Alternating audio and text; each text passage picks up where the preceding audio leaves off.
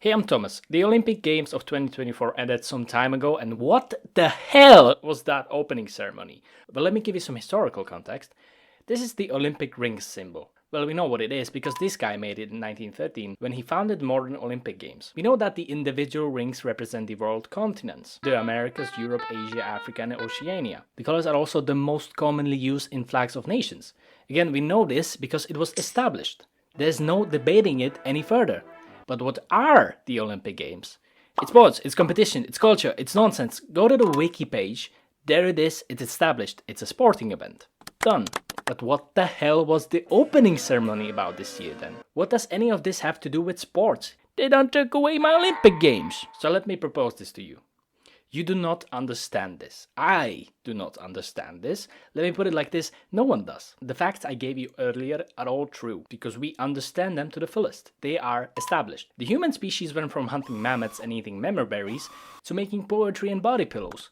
We understand that it happened since Neolithic revolution gave us more time to pursue this thing, but what is this thing? See, everything you engage with throughout your life, the language, the music, the art, the manners, the values, all of that is under a meme called culture. And it wasn't established, it just appeared at the same time we did. We engage with it, it shapes us, it inspires us, and we don't have a single god diggity damn idea what it actually is, since it evolves independently of us. Culture is literally everything woman-made, man-made, The hunter-gatherer's brain can't describe it in one sentence because it's so complex. So in that case, sports is a social behavior, and it's also human-made. Olympic Games are a cultural phenomenon then. The opening ceremony is part of the culture, and some people didn't like it. This ain't what the Olympic Games are about. No, we just established this. This isn't something you can confidently point your finger at and objectively state that it's bad. I guess you can if they would kill and torture people and stuff. Yeah, that's pretty bad. There isn't an objectively better culture. It's like stating what color is the best. What?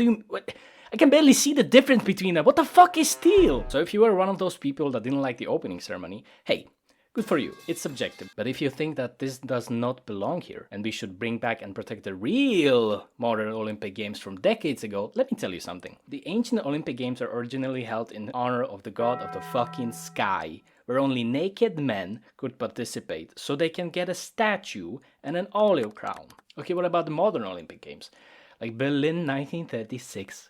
What a time to be German that was. You have your whole ideology standing on the presumed fact that your race is the most pristine and above the rest of all the other races. And then you get your ass handed to you by an African American that wins 4 gold medals right in your capital.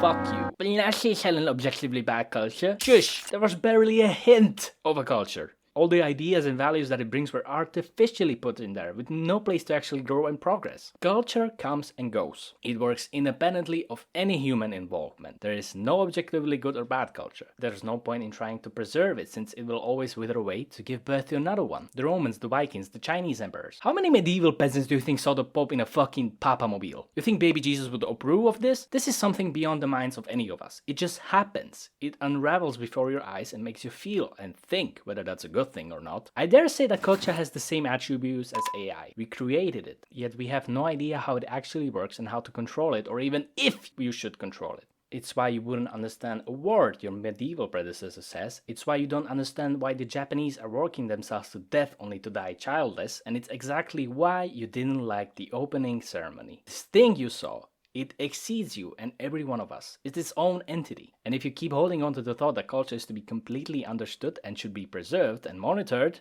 whoa, sounds like fascism. And you know what else kind of sounds totalitarian to me? Mistaking a cultural phenomenon with a scientific fact. The whole deal with the Algerian boxer was that she had a strong jaw and a hard punch, which is what the culture dictates is a man, therefore of course she is a man. That's swapping science with culture. Since we are at an age where the values of femininity and masculinity are being analyzed and reinvented, people are very quick to ignore the fact that she still had wider hips, breasts, no facial hair, and also passed the mandatory gender tests. Also, don't forget that being part of LGBT is illegal in Algeria anyway, but that absolutely did not stop people in enforcing the culture in a form of a total collapse of what we once called gender roles. It's also not the first time we did this, since hey, history is full of people thinking women should not be in position of power, and then these came in and fucked shit up. Hey, I'm for any step taken towards a better society, and I get that we sometimes need to do it by trial and error, like we did all so many times before. Just don't ignore, The shit that happened before? Science, unlike her distractible but very creative sister, wields a sword. She is precise, brutal, and uncompromising. It has existed for hundreds of years and has only developed into a better version of itself with each century. It is her that helps humanity go to the direction of progress. Culture is more of a binoculars and a camera kind of meme. She goes along for the ride, changing her clothes every now and then, provides science with company. Science might be the language we use to propel ourselves further, but culture gave the science its symbols to use as a language. If she gets the job of science, stuff like book burning, misinformation, people burning, Nazism, and burning happens. For example, the Renaissance was an absolutely beautiful time for humanity, since these two were able to get along, unless one of them is invading Poland or something. The next time you're watching the Olympics, remember this: you're watching the culmination of every cultural progress society has made throughout the years. Scientifically, you can see how cooperation and competition in something else than mass production and development of weapons of mass destruction is good for relationships between the nations. And that's absolutely beautiful. I wonder who would want to miss on such an event. What? Thank you for watching this video. If you want to help me out, go watch my video before this one about how violence is historically proven to be stupid. I accidentally put an AR-15 in the thumbnail, so YouTube didn't promote it. Oops! Goodbye!